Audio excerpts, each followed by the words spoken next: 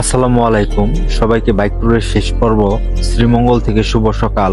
আশা করি সকলে অনেক ভালো আছেন। আর আজকে আমরা শ্রীমঙ্গলে এসে আসলে ভালো নাই।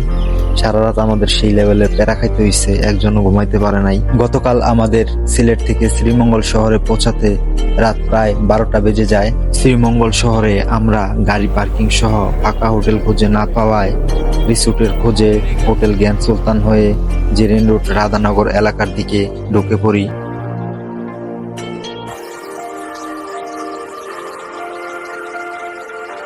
এই রোডে ঢোকার পর আমরা অনেকগুলো রিসোর্ট খুঁজে পেয়েছিলাম, কিন্তু কোনো রিসোর্টেই ফাঁকা রুম খুঁজে পাচ্ছিলাম না। তারপরও আমরা একটু খুঁজে দেখছিলাম যে কোনো রিসোর্টে অন্তত তাঁবু টাবু পাওয়া যায় কিনা। রিসোর্ট খুঁজতে খুঁজতে আমাদের মধ্যরাত পার হয়ে যাচ্ছিল, যার কারণে আমরা আর সামনের দিকে না এগিয়ে এই রেস্টুরেন্টেই রাত্রের খাবার দাবার শেষ করেছিলাম। আমরা সেখানে রাত্রে খাবার শেষ করে কিছুক্ষণ সময় বিশ্রাম নিয়েছিলাম। বিশ্রাম নিতে নিতে আমরা আমাদের ফোনগুলো একটু চার্জ করে নিচ্ছিলাম, আর আশেপাশে একটি ফাঁকা রুমের অনেক খোঁজ করছিলাম। খোঁজেও কোনো লাভ হয় নাই। রুম তো দূরে থাক, একটি তাঁবুরও কোনো ব্যবস্থা হয় নাই। ততক্ষণে আমরা সবাই বুঝতে পেরেছিলাম আজকে রাত্রে আমাদের কপালে আর ঘুম নাই। সেজন্য সেখানে আমরা আর কিছুক্ষণ সময় কাটিয়ে ভোর প্রায় 4টার দিকে হোটেল গ্র্যান্ড সুলতানের দিকে চলে আসি। আশেপাশে সব দোকানগুলো বন্ধ থাকায় চারপাশটা অনেক শুনশান লাগছিল, যার কারণে আমরা হাতের ডানে রাস্তায় না গিয়ে হাতের বামে শ্রীমঙ্গল শহরের দিকে চলে আসি। তো ভিউয়ার্স, বুঝতেই পারছেন কিভাবে আমাদের রাত্রের সময়গুলো না ঘুমিয়ে রাস্তায় কেটেছে, যার জন্য আমরা মোটেও প্রস্তুত ছিলাম না। আজকে আমাদেরকে আরো 200 থেকে 250 কিলো রাইড করতে হবে, আর আমরা একজনও ঘুমাইনি, যা আমাদের জন্য অত্যন্ত বিপজ্জনক। আমরা রাত্রে সেই ফেরত আসা পথ ধরেই আবার হোটেল গ্র্যান্ড সুলতানের সামনে দিয়ে মাধবকুণ্ড ঝর্ণার উদ্দেশ্যে যাত্রা শুরু করেছি। আর এই পথটির সৌন্দর্য আমাদের শরীরের সব ক্লান্তিগুলো এক নিমিষেই দূর করে দিল। অল্প অল্প কুয়াশা, সবুজে ঘেরা চা বাগান, তার মাঝখান দিয়ে যাচ্ছি। রাত্রে বুঝতেই পারি নাই আমরা আসলে এত সুন্দর পথ দিয়ে যাচ্ছিলাম। তাহলে ভিউয়ার্স, এখন চলুন শ্রীমঙ্গলের আঁকাবাঁকা পাহাড়ি পথের সৌন্দর্য দেখতে দেখতে মাধবকুণ্ড ঝর্ণায় চলে যাই। আর যেতে যেতে মাধবকুণ্ড ঝর্ণা সম্পর্কে কিছু গুরুত্বপূর্ণ তথ্য জেনে নেই। বাংলাদেশের যে প্রান্ত থেকে আপনি মাধবকুণ্ড ঝর্ণায় আসেন না কেন, আপনাকে আগে মৌলভীবাজার জেলার বড়লেখা উপজেলার কাঁঠালতলী বাজারে আসতে হবে। জেনে রাখা ভালো, ঢাকা থেকে মাধবকুণ্ড ঝর্ণার দূরত্ব প্রায় 260 কিলো। পৌঁছাতে সময় লাগবে আনুমানিক 6 থেকে 7 ঘন্টা। যেহেতু আমরা শ্রীমঙ্গল থেকে যাত্রা শুরু করেছি, তাই আমরা আর মাত্র 72 কিলো পথ অতিক্রম করলে সেখানে পৌঁছে যাব। আপনারা যারা ঢাকা থেকে সরাসরি মাধবকুণ্ড ঝর্ণায় আসতে চান, তারা চাইলে বাসে কিংবা ট্রেনে করেও এখানে আসতে পারেন। আপনি যদি বাসে করে আসতে চান, তাহলে আপনাকে ঢাকা থেকে বিয়ানীবাজারগামী এনা কিংবা শ্যামলী পরিবহনের বাসে করে বড়লেখা উপজেলার কাঁঠালতলী বাজারে আসতে হবে। কাঁঠালতলী বাজার থেকে আপনাকে লোকাল কিংবা রিজার্ভ সিএনজি করে তারপর মাধবকুণ্ড ঝর্ণায় যেতে হবে। লোকাল সিএনজি ভাড়া 30 থেকে 40 টাকা, আর রিজার্ভ সিএনজি ভাড়া 200 থেকে 250 টাকা। তাছাড়া আপনারা যারা ট্রেনে করে ঢাকা থেকে মাধবকুণ্ড ঝর্ণায় আসতে চান, তাদেরকে সিলেটগামী বিভিন্ন আন্তনগর ট্রেন যেমন উপবন, পারাবত, জয়ন্তিকা যে কোনো একটি দিয়ে মৌলভীবাজারের কুলাউড়া স্টেশনে নেমে যেতে হবে। কুলাউড়া থেকে আপনি সিএনজি কিংবা জিপ নিয়ে সরাসরি মাধবকুণ্ড ঝর্ণায় যেতে পারেন। সেক্ষেত্রে কুলাউড়া থেকে রিজার্ভ সিএনজি ভাড়া পড়বে 500 থেকে 700 টাকা। তাছাড়া আপনি চাইলে কুলাউড়া থেকে লোকাল সিএনজি কিংবা বাসে করেও ঝর্ণায় যেতে পারেন। সেক্ষেত্রে আপনাকে লোকাল সিএনজি কিংবা বাসে উঠে বড়লেখা বাজারের আগে কাঁঠালতলী বাজারে নেমে গিয়ে সেখান থেকে সিএনজি কিংবা জিপ নিয়ে মাধবকুণ্ড ঝর্ণায় যেতে হবে।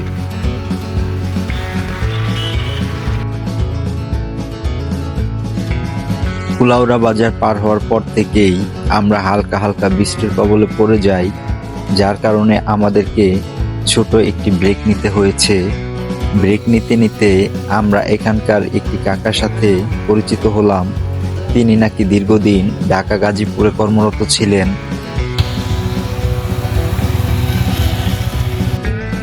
বৃষ্টি কমে যাওয়ায় আমরা কাকাকে বিদায় জানিয়ে আবার ঝর্ণার উদ্দেশ্যে যাত্রা শুরু করেছি।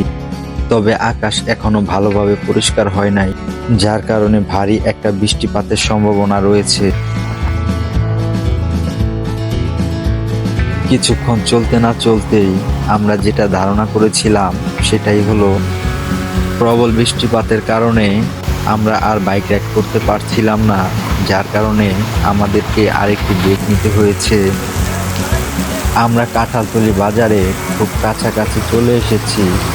এখান থেকে সর্বোচ্চ 10 থেকে 12 মিনিট লাগবে, কিন্তু যেভাবে বৃষ্টি শুরু হয়েছে আমার কোনো নাম নিশানাই দেখছি না। একরকম দুশ্চিন্তার মধ্য দিয়েই সময়টা পার করছি। আর ভিউয়ার্স, আমাদের শরীরের অবস্থা এক একটার অলরেডি 12টা বাজে। সবাই অনেক টায়ার্ড, আমরা দু একজন বাদে ভিতরে সবাই ঘুমাচ্ছে। আমরা যদি রাতে আবার ঘুমাতে পারতাম তাহলে আমাদের এত প্রবলেম হইতো না। একটানা প্রায় 4 ঘন্টা বৃষ্টি হইল, আর বৃষ্টি বললে ভুল হবে, পাহাড়ি ঢল। ভিউয়ার্স, এই বাজারটি হচ্ছে কাঁঠালতলী বাজার। আপনি যেভাবে আসেন না কেন, এই বাজার দিয়েই আপনাকে ঝর্ণায় যেতে হবে। তো যেভাবে বৃষ্টি শুরু হয়েছিল মনে হচ্ছিল না ঝর্ণায় যেতে পারবো। ভেবেছিলাম ঝর্ণা না দেখেই আমাদেরকে আবার ফেরত যেতে হবে। তবে সৃষ্টিকর্তার অশেষ রহমতে বৃষ্টি থেমে এখন রৌদ্রের দেখা মিলেছে। আমরাও ছুটে চলেছি ঝর্ণার উদ্দেশ্যে।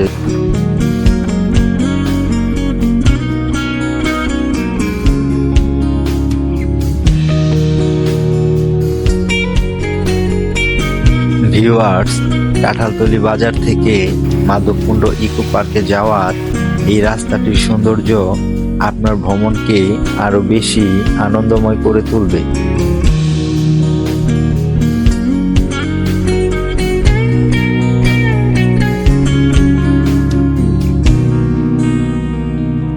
আপনার হাতে যদি একদিন সময় থাকে তাহলে আপনি চাইলে মাধবকুণ্ড ইকো পার্ক ঘুরে তার সাথে আরো 2-1টি স্পট ঘুরে দিন শেষে আবার বাড়ি ফিরে যেতে পারেন।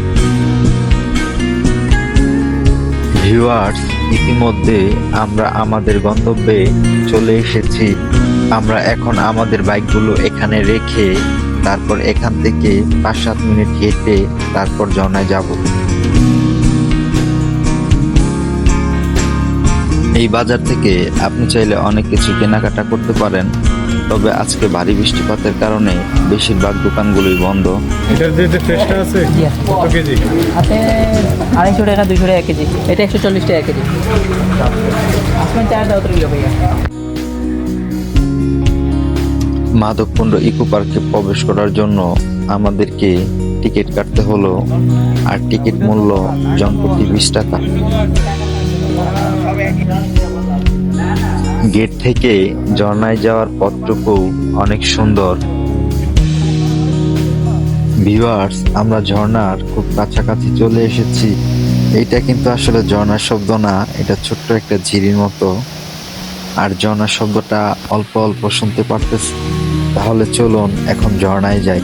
প্রিয় বন্ধুরা, ঝর্ণায় তো চলে এসেছি, কিন্তু ঝর্ণার যে পরিবেশ, গোসল করার কোনো অবস্থা নেই। টানা 4 ঘন্টা পাহাড়ি ঢলের পর ঝর্ণার যে অবস্থা হয় আর কি, সেটাই হয়েছে। এই পাহাড়ি ঢলটা না হইলে আমরা পানি অনেক পরিষ্কার পাইতাম, সে একটা গোসল হইতো, কিন্তু গোসল করার কোনো পরিবেশ নাই, দেখতেই পারতেছেন। গোসল করতে পারলে আমাদের ট্যুরটি পুরোপুরি সাকসেসফুল হইতো, কিন্তু কিছু করার নেই, আমাদের কপালে এটাই ছিল, যেটা আমাদেরকে মেনে নিতে হয়েছে। তারপরও ঝর্ণায় পৌঁছাতে পেরে আমাদের দারুণ লাগতেছে। একদম ভয়ঙ্কর একটা সুন্দর। ভিউয়ার্স, মাধবকুণ্ড ঝর্ণাটি বাংলাদেশের সর্ববৃহৎ ঝর্ণাগুলির মধ্যে অন্যতম একটি। এই ঝর্ণার উচ্চতা প্রায় 163 মিটার। সারা বছর জুড়েই এই ঝর্ণাতে পানি পাওয়া যায়, তবে শীতকালে তুলনামূলক পানি অনেকটা কম থাকে। এই ঝর্ণার পাশে আরেকটি ছোট ঝর্ণা রয়েছে। কথিত আছে সেখানে নাকি বহু বছর আগে পরীরা গোসল করত, যার কারণে সেই ঝর্ণাটির নাম দেওয়া হয়েছে পরীকুণ্ড ঝর্ণা। আপনাদের হাতে যদি সময় থাকে তাহলে সেই ঝর্ণাটিও ঘুরে যাবেন। বৃষ্টিতে আমাদের অনেক সময় নষ্ট করে দিয়েছে, যার কারণে আমরা আর আজকে সেখানে যাইনি। আমরা এখন চা বাগানের দিকে যাচ্ছি। মনে রাখবেন, মাধবকুণ্ড ইকো পার্কে থাকার জন্য কেবল 2টি গেস্ট হাউস আর একটি ডাক বাংলো রয়েছে। সেখানে থাকতে চাইলে আপনাকে আগে থেকেই কনফার্ম করে তারপর আসতে হবে। আপনার যদি থাকতেই হয় সেক্ষেত্রে আপনি এখানে সারাদিন কাটিয়ে মৌলভীবাজার কিংবা শ্রীমঙ্গল চলে যেতে পারেন। এখান থেকে মৌলভীবাজার কিংবা শ্রীমঙ্গলের দূরত্ব খুব বেশি নয়, আর সেখান থেকে আপনি ইচ্ছে করলে আরো বেশ কয়েকটি ভ্রমণ স্পটেও ঘুরতে পারবেন। প্রিয় বন্ধুরা, দেখতেই পেরেছেন বৃষ্টির কারণে আজকে আমাদের 4 ঘন্টা সময় নষ্ট হয়ে গেছে, যার কারণে আজকে আপনাদেরকে ঝর্ণার পাশাপাশি আর 2-1টি ভ্রমণ স্পট ঘুরিয়ে দেখা সম্ভব হয়নি। তার জন্য আমি আপনাদের কাছে আন্তরিকভাবে দুঃখিত। আমরা চা বাগানে কিছুক্ষণ সময় কাটিয়ে হোটেলে খেয়ে তারপর ঢাকার উদ্দেশ্যে যাত্রা শুরু করব ইনশাল্লাহ। আবার দেখা হবে হয়তো নতুন কোনো ভ্রমণ গল্প নিয়ে। ততক্ষণ পর্যন্ত সবাই ভালো থাকবেন এবং সুস্থ থাকবেন। আর যারা বাইক ট্যুরের প্রথম ও দ্বিতীয় পর্বটি দেখেননি তারা চাইলে দেখে আসতে পারে। আমি ডেসক্রিপশন বক্সে লিংক দিয়ে রেখেছি। ভিডিওটি ভালো লাগলে লাইক, কমেন্ট, শেয়ার করতে ভুলবেন না। আর নতুন নতুন ট্রাভেল রিলেটেড ভিডিও পেতে চ্যানেলটি অবশ্যই সাবস্ক্রাইব করে রাখবেন। তাহলে বন্ধুরা, সবাই ভালো থাকেন। আল্লাহ হাফেজ।